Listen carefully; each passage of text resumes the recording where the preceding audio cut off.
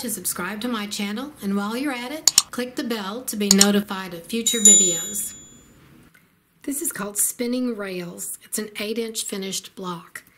And this is a fun quilt, either totally coordinated or totally scrappy, and anything in between. And it's 2.5-inch strip or jelly roll friendly. Here's one block, and we just have one patch. It's 2.5 inches by 4.5 inches cut rectangle.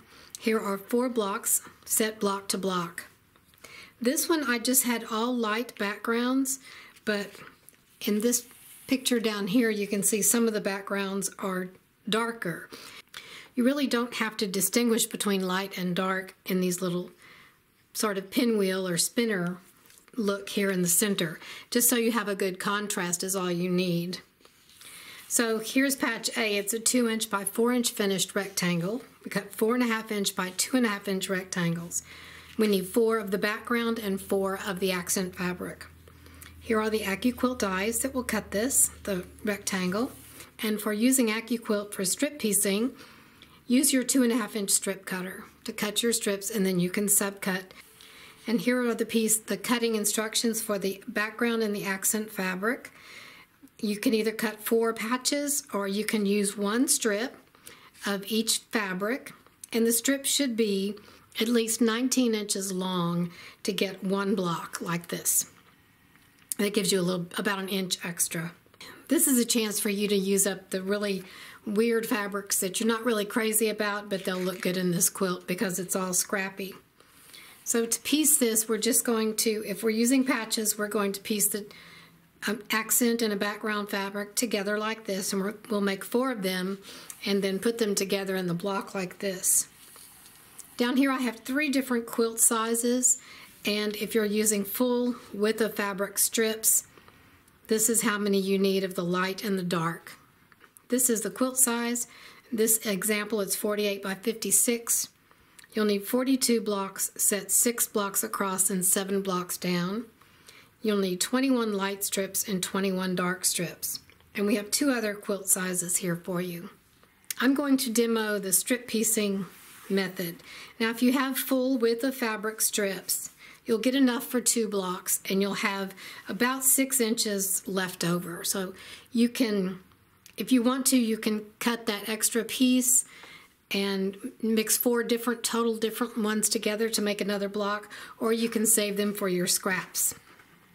So what we're going to do is open up the strips, put them right sides together, and we're going to stitch along the length of the strip and press the seams open.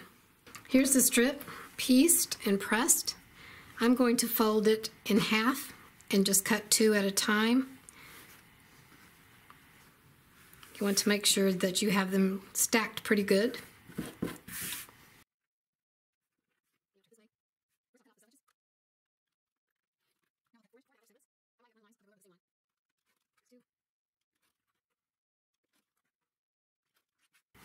Now I have enough for 2 blocks.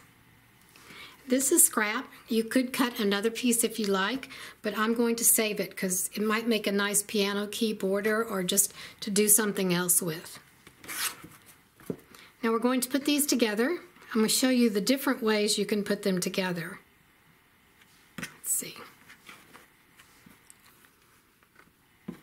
This is the dark in the center. And if we put the light in the center,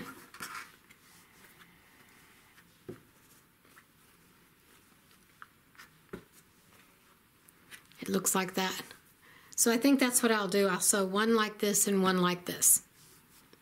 Here are the 2 blocks, and I'm going to use 1 to put with these 4 other blocks. Just lay these 4 out so you can get an idea of what a scrappy quilt looks like. Move these over.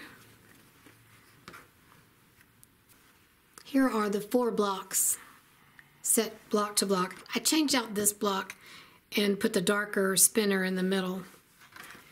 So this is a scrappy quilt, and this finishes at 16 inches.